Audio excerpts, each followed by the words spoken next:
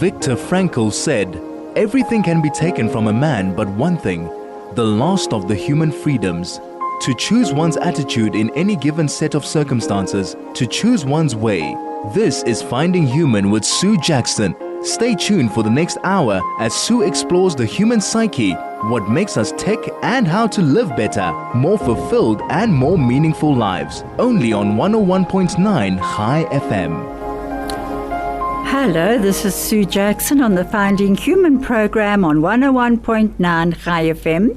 My guest today is Harris V. Green, and we can see each other on Zoom. We have spoken to each other, but at last we can see each other. Welcome, Harris. I'm just going to dedicate this program first before we start our program. I'd like to dedicate this program to Mike Damlin, a beloved lifelong friend whose yahrzeit is today. And we would also like to dedicate it to all the hostages still held for 123 days. It's just unbelievable if you think of that amount of time. And of course, we would like to also dedicate it to the IDF who are fighting to save Israel and the diaspora Jews in this existential crisis that we Jews are facing. And as we always say, what starts with the Jews does not end with the Jews. Now let me introduce Harris for you. Harris V. Green was born in Cape Town, South Africa, and he went to the Wynberg High School, where he told me that 15 to 20% of the students in his class were Jewish then. He made Aliyah 53 years ago, is that right? Correct, yes. He's an accountant by profession, and he served as a chief financial officer for a number of Israel-based high-tech companies. He's married to Phyllis, and they have 3 married children, 13 grandchildren, and 3 great-grandchildren. He's also a founder of Truth Be Told, an organization engaged in public diplomacy on behalf of Israel. He also writes a blog. I've been following him for ages. I didn't realize it since the war started. In October, I've been following Harris. And Peter Bailey suggested that we meet each other. Thank you, Peter, for doing so. And only when I started going onto the blog did I realize, oh my gosh, I've been following Harris for months now. His blog is on the Times of Israel, and it's incredibly important, especially for diaspora Jews. You know, Harris, I came across this little saying, and I thought how true, because your blogs often hit a nerve, you know, and you have to rethink about it again. And this said, truth sounds like hate to those who hate the truth. That's correct. Yeah, it is correct. How are you today? I'm really doing well, and it's a pleasure for me to be with you, and I look forward to our chat. Is there anyone else you would like to dedicate this program to? Well, the people I'd like to dedicate it to most is my children and my grandchildren and my great-grandchildren, and of course to my wife as well, because we've had a pretty trying time the past few months. And but my story, or you know, what you'll hear today isn't any different. We're not unique. Every family in Israel has gone through a similar process, and let's hope that it's going to make us stronger and that we've got something positive to look forward to. Now, Harris, if you've been in Israel for 53 years, you have gone through many wars, many intifadas, terrorist attacks. The Israeli psyche seems to be incredibly resilient. Whatever I read, I think to myself, good heavens, I wonder how I would cope in that situation. Do you feel in these 53 years that you and your family have built up this resilience? Yes, I think we have. It's amazing actually what time has done to that, because when I made Aliyah 53 years ago, we were a young married couple, and you start out at the time and you sort of take everything in your stride and you overlook things. And I remember when I went into the army, and then afterwards when I served in the First Lebanese War in 1982, and I didn't really feel all that much concern for myself and for what was going on around me. My son went into the army He's frozen. about 10 years after that, in the late 80s, early 90s. And again, we had, we experienced a similar thing. But now, as a much older person, and as the senior member in the family, it's you see it in a completely different perspective. And I think being older, we are also expected to be so much wiser and to be there in strong, no matter what's going on around us. And it's not always easy, is it? No, it's not. It's not easy at all. In fact, we had an incident where around 2 weeks into the war, we were at my daughter's place on a Friday night for Shabbat dinner, and my grandsons and my grandsons-in-law were all in the army. And all of a sudden, in the middle of the meal, the telephone rang. And we are Shabbat observant, so normally, we don't go to the telephone, but we answered the telephone, and we got news that my granddaughter's husband had been injured. And, it comes to you as such a shock. And at the same time, I look at myself and I thought, I'm the oldest person here. I need to be an example. I need to create an atmosphere of calm. And I found it so difficult. But what gave me so much pleasure and gratification was to see the way that my children took the situation in hand and knew how to deal with it. Mm. Is that was that Ariel who was injured? That was Ariel that was injured, yes. I read that blog. This is Finding Human with Sue Jackson, only on 101.9 High FM. Hello, this is Sue Jackson, and I'm back on air on the Finding Human program, and my guest today is Harris V. Green. We'd love to hear from you if anyone would like to send any messages in. A message did come through yesterday, actually, Harris, and it said, as a grandparent, what do you think the best way to tell your grandchildren? What is the best way to tell your grandchildren about what is happening in our world today as Jews?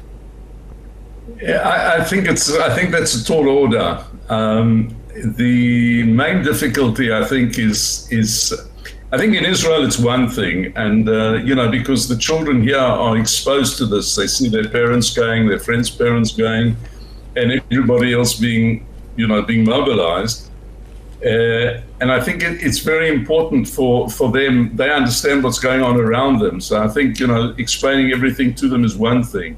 I think for people in the diaspora, it's a little more complicated because on the one hand, I think they miss all the buzz going on around them on the one hand. And on the other hand, it's not, people need to know who they are. They need to understand that they have a community responsibility. And I think in passing on the message of what it is to be a part of the Jewish people is something which is intergenerational, and it does need to be passed on. So, and I think it's a lot more difficult outside of Israel than it is inside Israel to do that. Why did you decide to start the blog? Well, you'll start your part of the blog.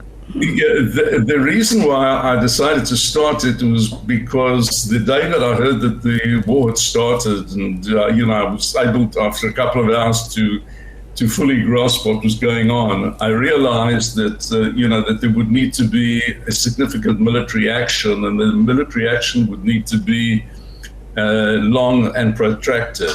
I thought to myself that the best thing that I could do was to try and create some form of a sense of resilience and so that people could understand, to try and encourage fortitude in people so that they could continue empathizing with Israel in what's going to be a long battle. I think that we all experienced quite a lot of sympathy that Israel received immediately after October 7, but that dissipated very quickly, and it's likely to carry on dissipating. And for that reason alone, I wanted to try and convey a message of hope and optimism to Jews throughout the world. And I must admit, that's exactly what you have done. Your first blog, your first messages after the 7th of October massacre was called "The Penny Must Drop." And in it, you said you find yourself sitting in the same armchair, watching the same television screen, listening to the same panelists, and wondering if the periodic rounds of violence with our Gaza neighbors will ever end. The bold and the beautiful has passed the 9,000 chapter mark. We're on our way. This isn't simply another round of violence. This round is much more serious. When did you realize on the 7th of October that Israel was actually facing a huge, huge trauma that they were about to go into?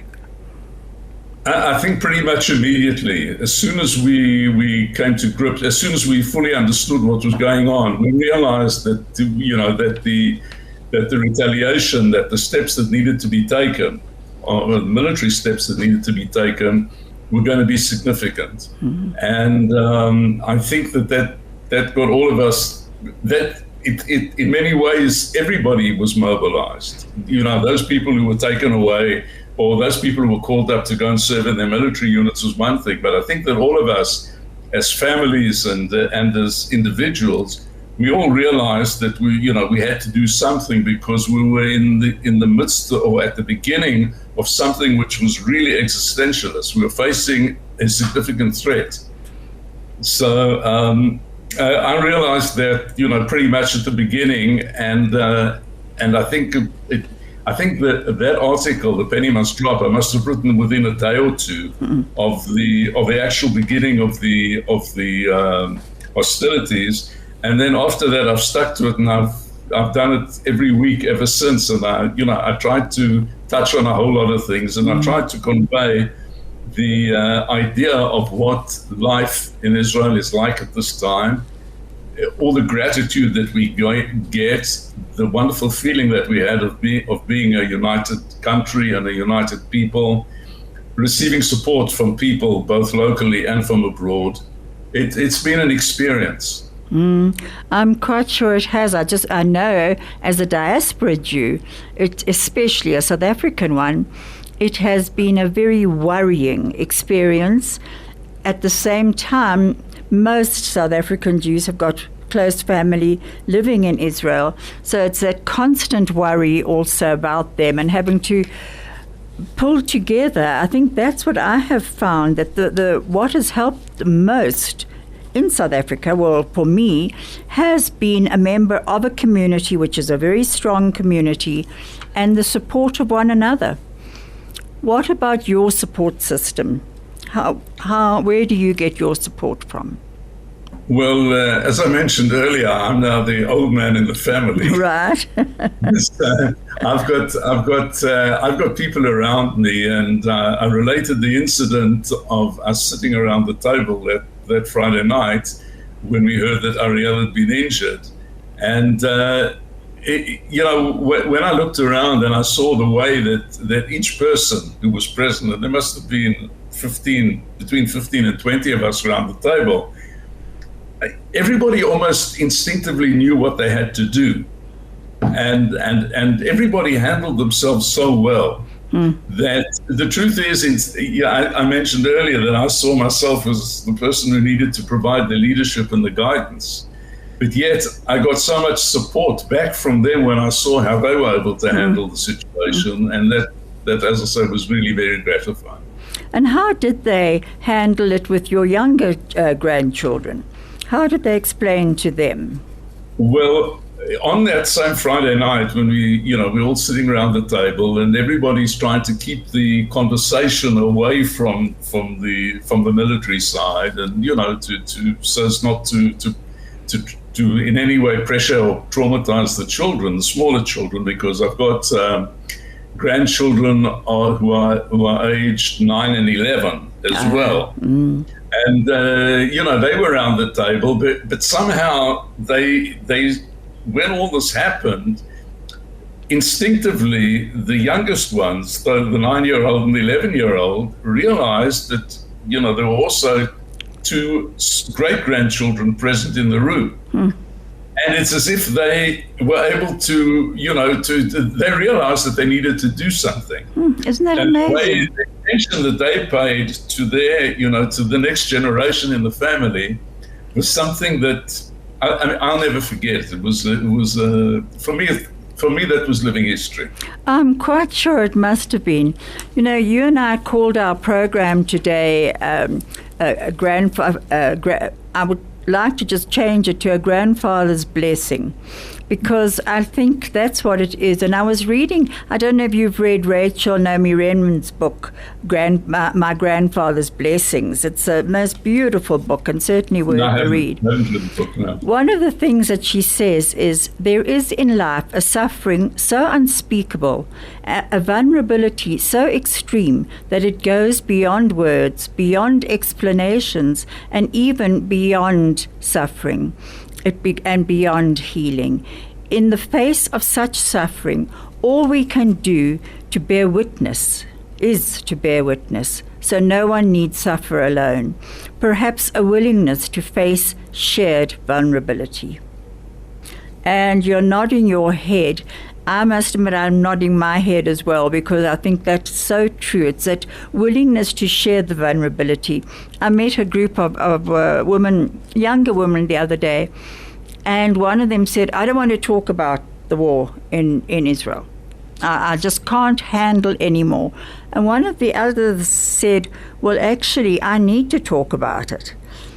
And it was quite, I just kept quiet as the eldest in the oldest in this. It was actually a queue at the supermarket, I might add.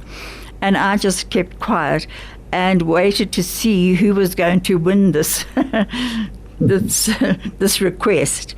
Yeah. Anyway, the one who said that she didn't want to talk about it said, well, you know what, I'll meet you for coffee afterwards and we could talk about it.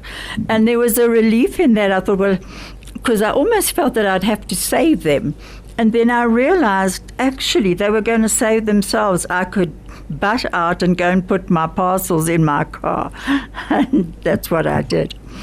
Now, why did you choose Israel? You, after school, you, as you say, you were at Wynberg High in Cape Town. You went to UCT, I should imagine. Correct, yes. And as a youth growing up, were you part of a youth movement at all?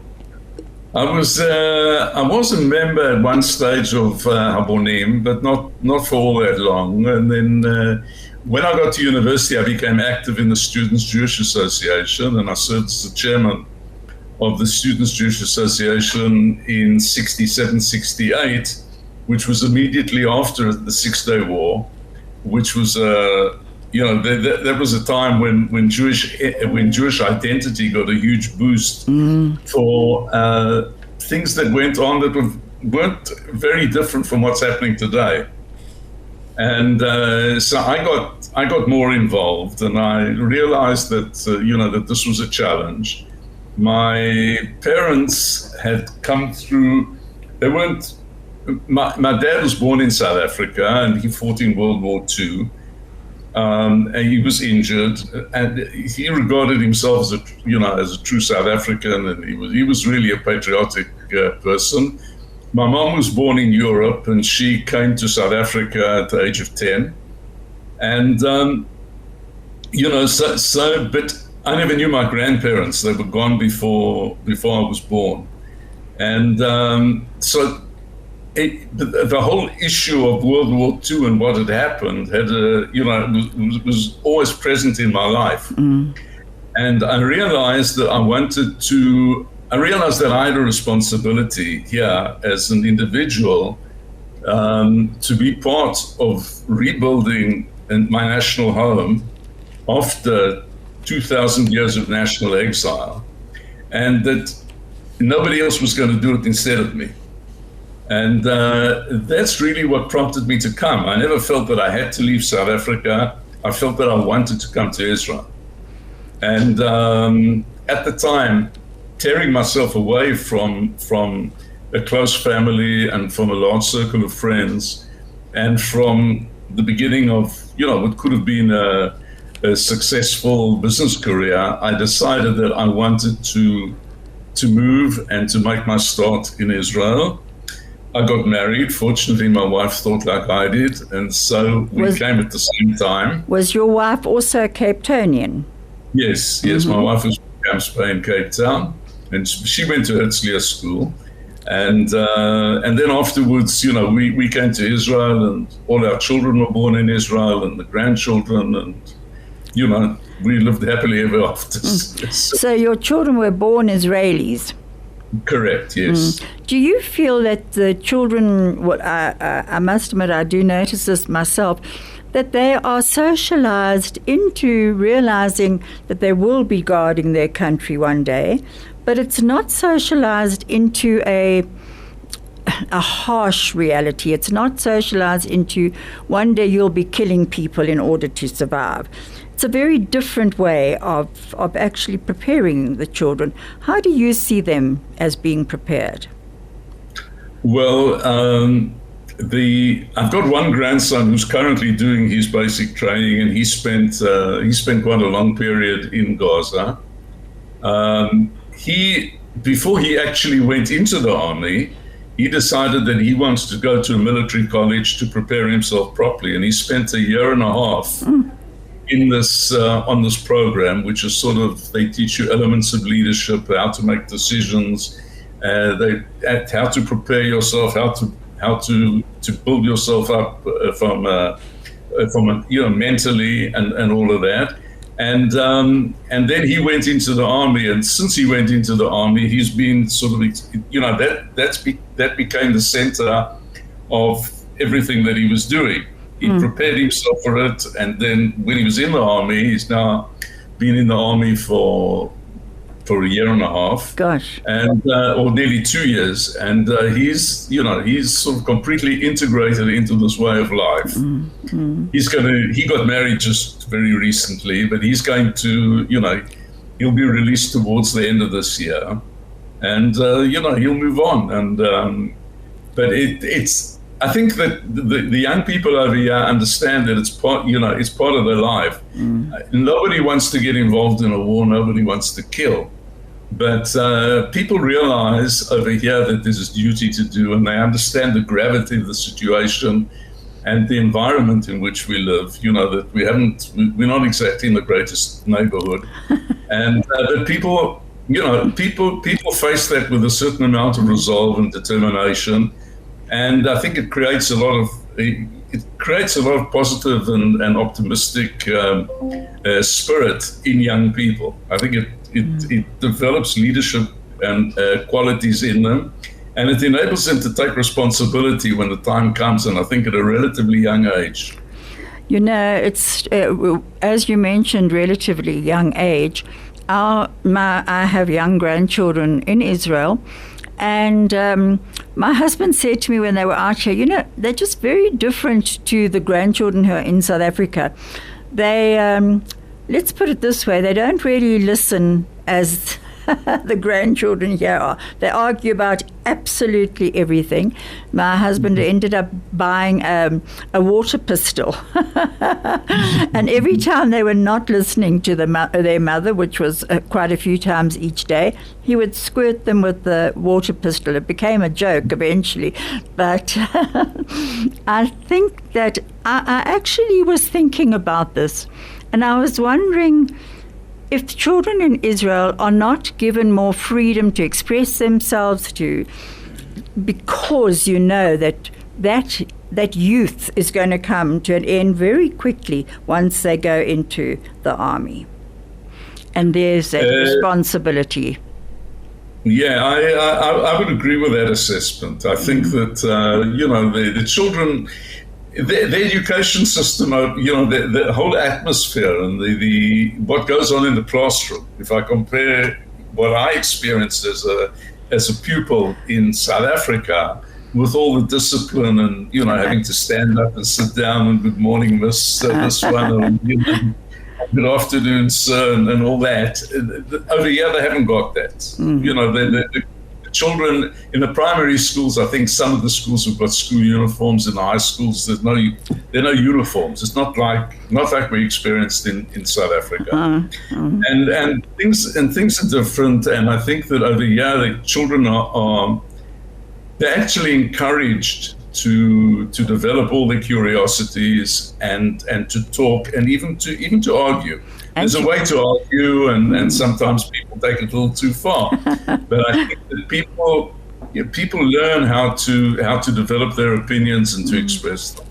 And to question. I mean, I found that whatever I was doing, I was being questioned, and which I appreciate, because I think it is one way of actually bringing them into our world and making it less frightening for them, because they do question.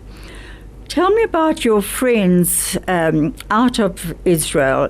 Have you had support from friends, both Jewish and non-Jewish, in this time?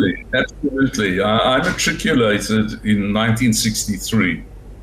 And, like like you mentioned at the beginning of the program, you said that around 15 or 20% of the school at the time was made up of Jewish children, and which conversely means that between 80 and 85% of the people were non-Jewish. Yeah. And I developed friendships with them at the time. But from the time I left school and I went to university, and they did their own thing.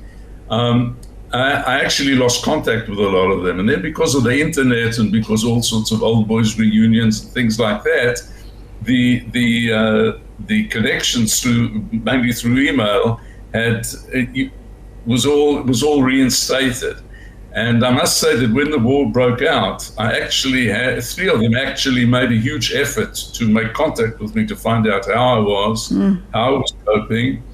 They take my weekly blog, they circulate it to all their friends, and I really feel that they're with me. They're companions of mine, they're friends of mine, and the truth is that I miss them very much. They're wonderful people. And they're holding you in this time. Isn't that wonderful to know? It is, absolutely. Absolutely. We'll get back shortly. This is Finding Human with Sue Jackson, only on 101.9 High FM.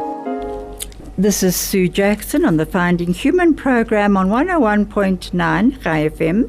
My guest today is Harris V. Green, and our topic is a grandfather's blessings. And initially it was going to be through a grandfather's eyes, so it's actually both. If you'd like to join us in this conversation, please do so on 34519 SMS or Telegram on 061 895 1019.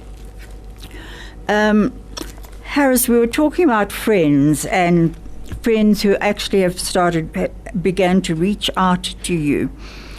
And non-Jewish friends as well. I have found that in my own life, and I have been very moved by it indeed. But I do also find that in South Africa, people are not that aware of what's going on. So while we as the diaspora Jews here are furious with what's happening, with the ANC government and taking Israel to the genocide court in ICJ, many other people are not actually aware of it. So it can be quite an isolating feeling, thinking, well, are we alone in this, that other people are not feeling it? What did you think when you heard about South Africa? Well, first of all, my feeling, the outrage of the decision to place the complaint with the International Court of Justice really left me flabbergasted. I found it outrageous, and I get the impression that that what's at stake over here is politics. It's not a question of morality as to what's right and what's wrong. In preparing the blog for this week, and going through different sorts of numbers and ratios and all the way that people decide what is genocide and what isn't genocide, it's so far from anything that's even genocide related that I find this whole thing an affront. And I really feel for communities abroad that are dwindling in size. On the one hand, I think they're becoming more and more vulnerable, and I think it's very difficult, and that's what causes me a lot of concern, and that's basically what gives me the energy to write every week, because I'm not a trained journalist by any means. Oh, aren't you? Have you never had experience in writing before? No. All this only began about 10 years ago. Also, thanks to what goes on in Gaza. I think I started writing in the 2012, 2013, and at the time, over time, one's writing abilities improve. But I take a couple of hours every week. I read a lot on the internet as to what's going on, and the truth is that all this does is it frustrates me even more. It frustrates me that things that we learnt as kids about what was right and what was wrong, and what we learnt that truth was the whole truth and nothing but the truth. And everything today is being rebranded. And, the way that people talk, the way that Israel is accused repeatedly of being an apartheid state. I mean, it is so, anybody who lived through apartheid and anybody in Israel today, you will see absolutely no similarities whatsoever. And it's very frustrating. It's very annoying, because we understood that apartheid was wrong and that it was evil. Today, when people are accusing us of being apartheid and being colonialists and all sorts of other things, and new buzzwords are created, and the realities are rebrand, and the truth, all the ultimate things that we learned as children, everything has been changed. The truth has no value anymore. It's irrelevant. And as someone who's now, well into his 70s and looks back at what's happened, and you see this transition as it's happened, I find it shocking. My father, as I mentioned earlier, was injured in World War II. He was convinced all the years that the Second World War was the last major war, and the last war had already been fought. It would never happen again. My parents believed that anti-Semitism, as people experienced it in the 30s and the 40s of the previous century, they thought it was all gone. It hasn't gone. It's come back. And things that were once politically incorrect have now become trendy. And people have absolutely no fear whatsoever in making anti-Semitic comments and acting in anti-Semitic ways. And during my professional career, I was fortunate that I was able to travel a good deal to different places around the world, and I never felt intimidated anywhere. Now, I haven't traveled abroad now for a couple of years, but frankly, I wouldn't feel too confident about going to too many places, because I really feel now that I'm just not wanted. Absolutely. I've been made an outpost. I have to agree with you, and certainly lone soldiers from around the world, especially because of South Africa, are actually being targeted as well, which is just too shocking. Yeah. With as far as anti-Semitism is concerned, when I told my father I was going to convert to Judaism, we'd been married about 10 years at that stage, and we had children. And my father, was in the Second World War, and I've told this story before, he was a squadron leader in the RAF in Bomber Command. and he went through Bergen-Belsen. So when I told him that I was going to convert, he gave me his blessing. But he did say, you must just be aware that one day your children will face anti-Semitism. And now, I mean, look at this. His words are truth, unfortunately, and I see my grandchildren, my children, as the older generation, we're all facing anti-Semitism now. Indeed we are. And it's very frightening. This is Finding Human with Sue Jackson, only on 101.9 High FM. Hello, this is Sue Jackson on the Finding Human program on 101.9 High FM. My guest today is Harris V. Green, and we have been talking about many issues. We were just talking about South Africa, but I wanted to change that now into something different. I think it was the 12th of January, your blog on the 12th of January, Harris, that you said that the IDF, what they stand for, and you quoted J.K. Chesterton, and you said, a true soldier fights not because he hates what's in front of him, but because he loves what's behind him. And that is so relevant today. I don't think that our soldiers, our IDF, ever go into battles thinking, who can we kill today? They have a very different mindset. Do you agree? Absolutely. I think that as one who went through the IDF himself, there's a lot of public debate about the orders regarding, when you can open fire and when you can't open fire and things like that.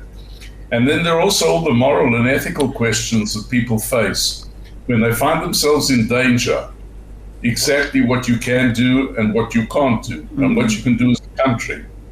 And one of the problems that we have is that very often security issues can be dealt with a lot more effectively from the air.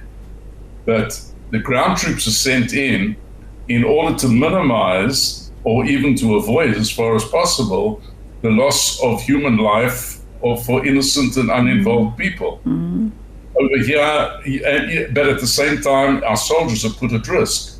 And so there are these conflicts, there are these moral dilemmas that our officers need to, and they need to make decisions on the spot. They can't refer the question to some meeting and of experts who sit down and weigh up all the pluses and the minuses. It's a serious problem. And but that's very much the case. I think that Chesterton's summary very much sums up exactly the dilemmas that we face. And it also, I mentioned that my one grandson had gone to a military college. Those are the things that they learned there. The values of the values. Exactly. And the horrors of war is what they learned. Absolutely. And you know that Colonel Kemp, who's really amazing, the British colonel who talks often lately, I really admire him for doing so, about the IDF. And he says that the IDF, the Israel Defense Force, is the most moral army in the world. He said no other army ever drops pamphlets, drops pieces of paper warning people that they're about to be strafed with aeroplanes dropping anything. They actually drop first warnings, which puts, as you say, our own troops at great, great risk. Now, on a happier note, your grandson Omer's wedding. That must have been special. Yeah, I want to hear about that because it must be quite strange. One thing that I've noticed, because I'm a part of many different groups checking on news all the time on Israel, and so many of them, especially the one which is the positivity group, shows the IDF dancing and singing and praying and putting on tefillin and just caring for one another, which is wonderful to see. But so tell me about this wedding, because this was in the middle of war. Correct. Well, first of all, Omer was supposed to get married on November 30th. Right. But at that time, was in the middle of Gaza, and although the army would have released him to get married and it would have given him a couple of days, he decided that he was going to that there were more important things. It was more important for him to be with his colleagues, with his fellow soldiers, and so they decided to push the wedding off for 6 weeks, and ultimately he got married on January 11th. Now, he was the one thing that he wanted, that he was talking all the time. He said that he really wanted his fellow soldiers, those who served in the troop carrier together with him, to be present. But they were all occupied at the time, so they couldn't. As far as he knew, they couldn't get out. Right. Now, what happened is, first of all, that under the chuppah, when just before Omer was asked to break the glass, he asked the rabbi to stop the ceremony, and he said, "I want to." In addition to breaking we should remember when I break the glass, we're not only remembering the destruction of the temple, but we're also remembering all the people who've given their lives to defend Israel. And then there wasn't a dry eye left in the house. And then a little later, when we were into the meal following the wedding, all of a sudden 10, 11 soldiers came in full military dress. The army had taken them from Gaza. They brought their vehicle out to be serviced, and the army laid on a minibus to bring them to the wedding. Aww. They celebrated with him for 2 or 3 hours, and then they went back into Gaza. How wonderful! It was unbelievable. It was something that none of us will ever forget. And I think the most important thing was my daughter then put on our family WhatsApp group that in considering whether we won this war, we haven't won this war, how we won this war, we haven't won this war, her conclusion was that when she experienced what she experienced, that we have won the war. Wow. Because the enemies were unable to break our spirits. And that was very special. How wonderful. I'm being told to wrap up, and I just wanted to quote Albert Einstein: "The world is a dangerous place to live, not because of the people who are evil, but because of the people who don't do anything about it." I think we all need to see that. And what a wonderful story to end on, actually, Harris. And I know your father wrote a diary on his experiences, so you and I are going to be together again to discuss that. But right now, I'm being told to wrap up very quickly. You're going to be hearing Shulam singing Bring Them Home. It won't come through on the podcast, but you can look it up yourselves on the music. Thank you so much for being with me, Harris. Take care, keep safe, and please God, your family will be safe, and Israel will be on the top of the world soon.